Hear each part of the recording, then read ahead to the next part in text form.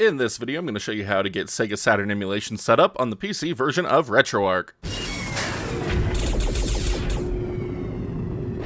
In case you didn't know this, I have become quite a big fan of the Sega Saturn. Having picked one up in 2016, I have nothing but loved this system and the selection of games it has to offer, and I'm sad that it didn't take off more here in the States. But thankfully, over the years, emulation for the system has advanced to the point where it makes a good substitute, and today I'm going to show you how to get Beetle Saturn set up on the PC version of Retroarch. There's a number of different Saturn cores available. This video is just focusing on Beetle today. We might cover the other ones in a separate video. But let's go ahead and dive in.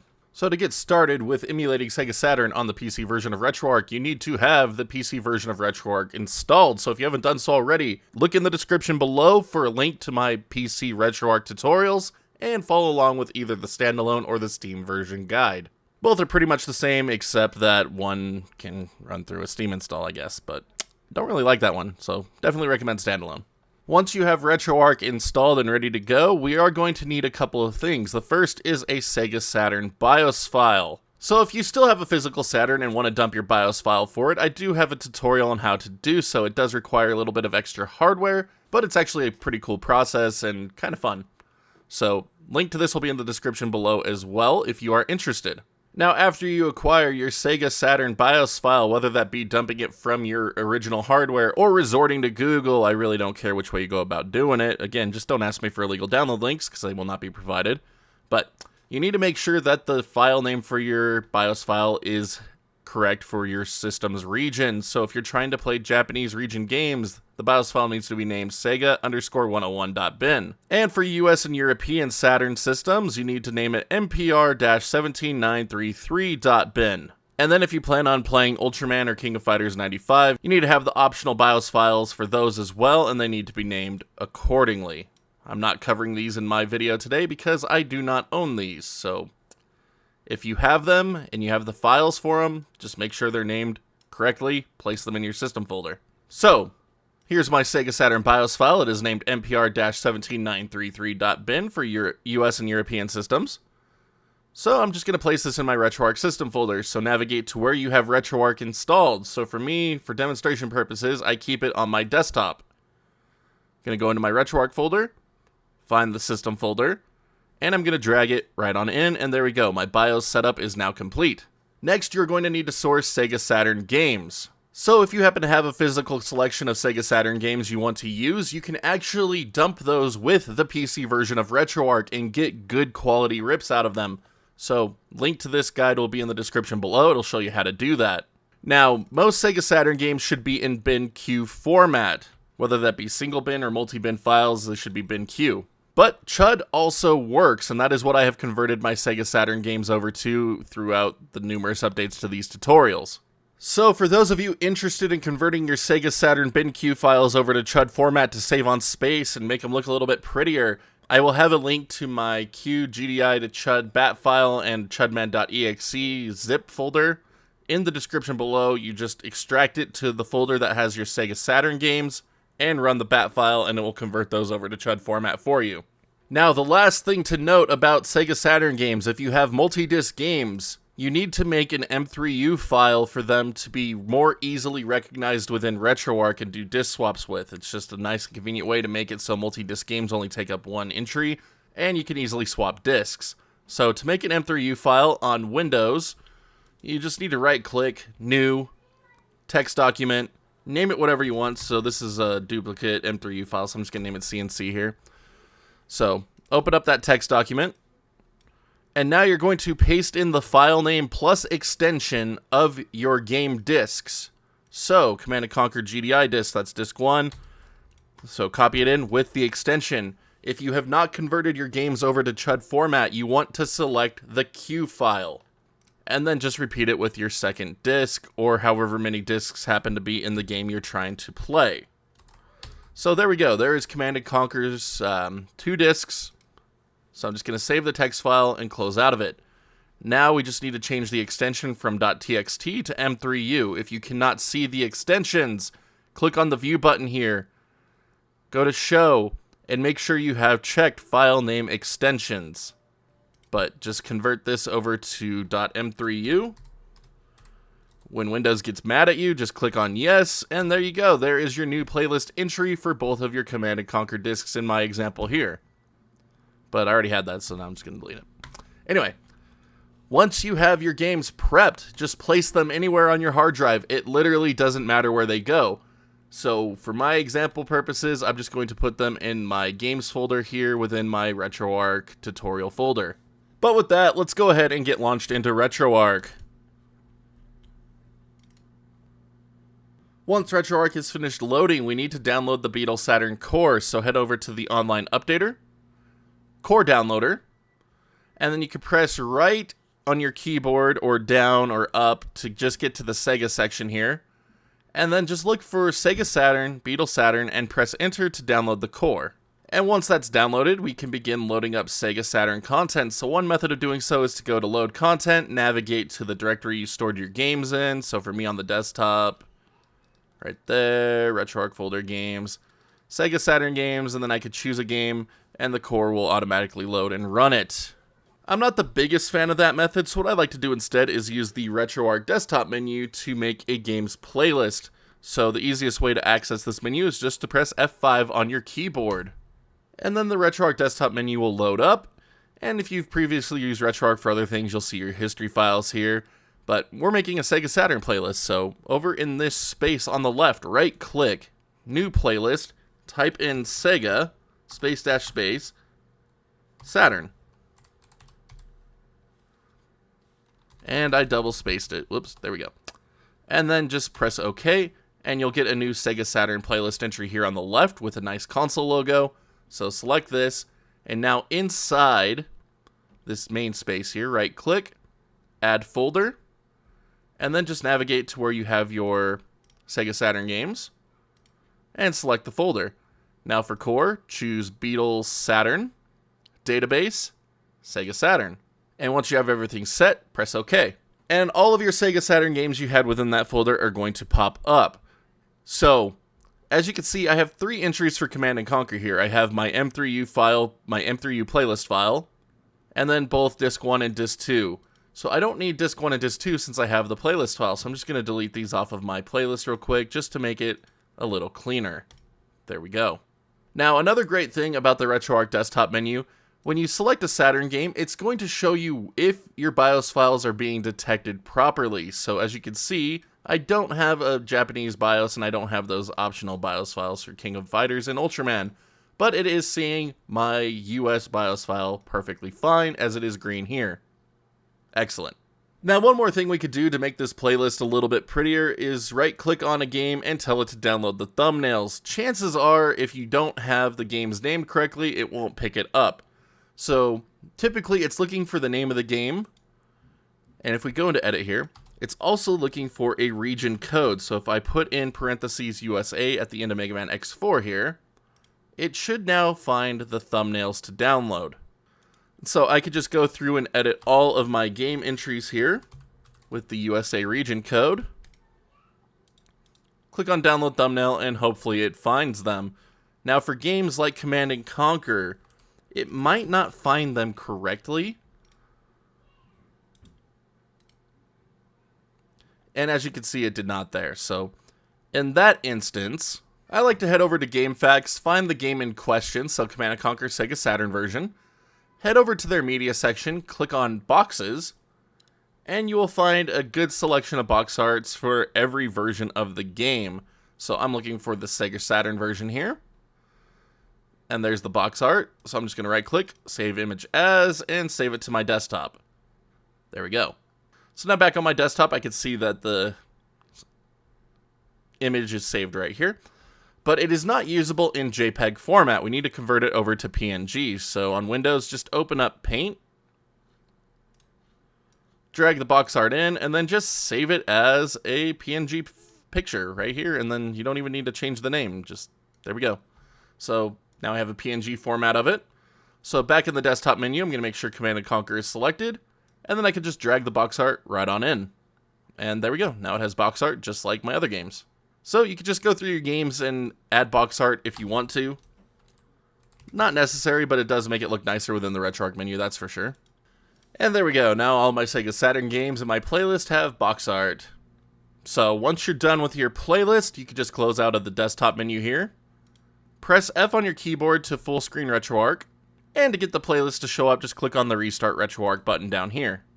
And now over on the left, you will see a new Sega Saturn playlist entry with all of your games listed, and they have cover art over on the right if you decided to place them or download them. But to play a game, all you need to do is select it and click on Run. And as long as your games and BIOS files are good and placed correctly, you should be brought to the wonderful Sega Saturn opening and your game loading up. And there we are, Sega Saturn games playable on the PC version of RetroArch, and they just look absolutely fantastic. Again, Beetle Saturn has come such a long way over the years, and it is just such a good way to experience Sega Saturn games accurately. But now let's go ahead and talk about switching discs on multi-disc games. So I loaded up Command & Conquer here. It's not really the best example, but I mean, it will work for our purposes.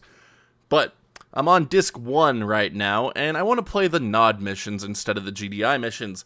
So if you press F1 on your keyboard to go into your RetroArch quick menu, scroll down, you will see an option here called Disc Control. So press Enter on this, and then press Enter on Eject Disc.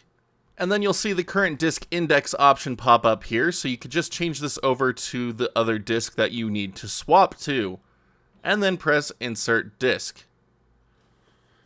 And then for Sega Saturn Emulation, it should take you back out to the BIOS screen here, where you can then click Start Application. Or it'll just do the disc swap function if the game doesn't take you to the BIOS file first. I really don't know. I don't have a lot of multi-disc Saturn games, sadly.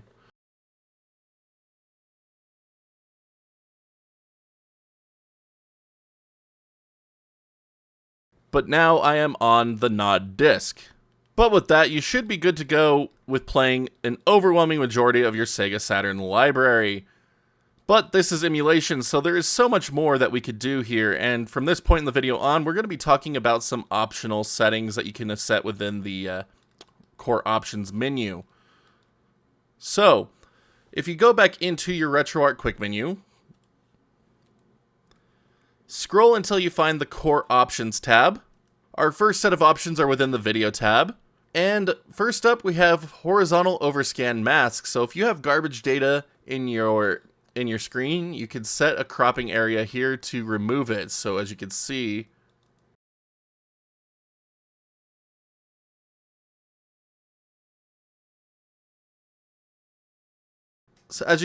I'm removing sides of my screen here that might contain garbage data. It's not necessary in Command & Conquer. It doesn't really have any overscan junk data, so it's an option that only needs to be used on a game-by-game basis. Next up, we have scanline settings. These don't really need to be messed with unless you really know what you're doing with the scan lines. It should be fine for most users as set by default. Next up, enable horizontal blend. So this is a blurring effect. So it's better used in Saturn's higher resolution games, but if you prefer to have a softer look to your Sega Saturn games, you can enable it. As you can see here, it really does blur the image quite a bit, so if you prefer sharp pixels, you will want to leave this one off. Next up, the Input tab. So, from here, you can enable 6-player port adapters on port 1 or 2. And then we have Allow Opposing Directions, so this is more of a specialized setting here. I'm not sure who really uses this, to be honest. Maybe some tasks runs or something, but the option is here if you need it. Next, you could set dead zones for the Saturn 3D controller, as well as the mouse sensitivity if you want to use mouse input on any games. Next, if you're playing light gun games with a mouse, you can have a crosshair, and you can choose between a couple of options here, or turn it off entirely. And then you could choose the input mode, whether you're using a light gun, which is going to be your mouse, or a touchscreen if you have a touchscreen computer screen that you could just tap on. Now, to use these controller options, you're going to have to back out of the core options menu here and go down to controls. And then you can go to port 1, 2, 3, 4, etc. But under these controls, you'll see the device type. And by default, it is set to a standard Sega Saturn pad, which is a control pad. So every Saturn game supports the control pad. Now there's a number of games that can also support a 3D control pad. So this will allow you to use analog sticks on your controllers. And then again, for mouse-supported games, you can also select a mouse and use your actual physical computer mouse within the emulation. I don't have any games right now that support Saturn mouse, so unfortunately I can't demo this. And then, of course, you also have light guns and then mission sticks and racing wheels and things like that. This is where you're going to set those control types. So if you're playing Panzer Dragoon 2, for example, you can set it to a 3D control pad and use your analog sticks to play the game. But for most games, you're fine with just the default control pad. But speaking of controls, if you want the most authentic Sega Saturn experience for your emulation and you happen to own a Retrobit Sega Saturn controller, whether the USB or the 2.4 GHz wireless version, you can map that to a perfect one-to-one mapping within Beetle Saturn to have an authentic Saturn controller experience, and it's really awesome. So, link to this will be in the description below as well. But if you want to set up controls on a game-by-game basis, so for almost all of your games you want to have the control pad, but there's the 3D control pad games you want to have that set to, you can back out of the controls, head up to Manage Remap Files, and save them as a game remap file, so that way for all of your 3D controller games you can have those set without messing up the rest of your games, because the 3D controller is not supported in every title. But anyway, back up to core options. So we finished in input. So next up, cartridge and memory card. So first up, cartridge. This is set to auto-detect by default, so you could choose between having backup memory or extended RAM, or the King of Fighters 95 or Ultraman RAM cards as needed here, but again, these two require those optional BIOS files. So auto-detect should work for most cases, but you can manually set things here if you want to. If you want to have more save memory, you can set backup memory as well. So for me, I don't have any games that use extended RAM cards, so I typically set this to backup memory. And then I go down to the shared backup memory option here and turn it on, so that way if there's games that might share saves, I can have it in the backup cart. Because the Saturn's internal memory is pretty limited, so I don't like to share the internal memory because then it kind of runs out of space really quick. But that's what this option here is. If you want to share the internal memory, you can do so. Otherwise, every game is going to have its own Saturn memory, and you don't ever have to worry about really running out of space. Next up, system region. This is set to auto-detect by default, which should work for most use cases, but if for whatever reason it doesn't, you can set the region here. Next up, BIOS language. You can set your language here. Next up, CD image cache. So this will copy the entire CD disk image into RAM to make it so that loading is more stable. Especially useful if you have slow drives, but shouldn't be necessary for most use cases. But if you want to enable it, you can. It will require a slightly longer startup time to cache the image, but you should have consistent performance after that. Next up, mid-frame input synchronization. So if you are more prone to input lag, you will want to enable this option, but do note it will require higher CPU requirements. If you're on a modern PC system, it should be a negligible impact, so go ahead and enable this one to get lower input latency. And our last option is to automatically set the real-time clock on game load. Leave this one on, otherwise you're going to have to set the Saturn's internal clock every single time you start up a new game, and it's obnoxious. So leave this one on. And that covers all of our core options. So if there's options that you've set within the cartridge and memory card option, like having backup memory or extended RAM for certain titles, you can save those on a per game basis as well by going into Manage Core Options and saving them as a game options file. Now the last thing I want to cover here real quick before we call this video is shaders. So in your quick menu, scroll down to the shaders tab. And if you downloaded shaders originally on initial setup, you should be able to enable them here. Click on the load button, go into your Slang shaders folder, and begin loading up shader presets. Now there's no such thing as the best shader. Shaders are all personal preference. What I like will not be what you like sometimes. What you like will not be what I like. It's just how it works. So just go through, apply ones that you like, and run with them. But for demonstration purposes, I like to use CRT Easy Mode as just a nice basic scanline filter. I think it looks really good. It applies a good grid line effect, some good blurring, and just looks really nice, and it's super simple to set up. And it looks great on native resolution content, 2D, 3D, as well as upscaled content in other cores. Unfortunately, Beetle Saturn has no upscaling options. It's all set to native resolution. But these shaders make it look nice. So once you have a shader set that you like, go back into the shaders tab, click on save, and then you can save them as a core preset, so that way every time you load up that core, that shader will be present on the game. And that's going to do it for Sega Saturn Emulation within the PC version of Retroarch. As always, thank you so much for watching this guide, and I hope it helps you get your emulation project set up to your liking. Again, Sega Saturn Emulation is in such a good place now that you should be able to experience the overwhelming majority of titles within Beetle Saturn without any major issues. But here at the end of the video, I do have a couple of huge favors to ask. If you haven't done so already, please be sure to hit that like, dislike button depending on how much you like this tutorial, as well as that sub button and notification bell so you can see when new videos go live on the channel. I have loads of content always coming your way, and I love to have each and every one of you along for the ride. Now, for anyone interested in further helping support the channel and keeping it going so this content keeps coming to you, you can also check out that join button here on YouTube or the Patreon link in the bottom right hand corner of the screen. A little really goes a long way to keeping this place up and running and bringing this content directly to you. Big shout out to all of our current backers. Thank you so much for believing in what we do here and helping us keep it going. Y'all are the true champs. Thank you again so very much. But until next time, my wonderful internet peeps, you all stay awesome, keep on gaming, and we'll see you back next video.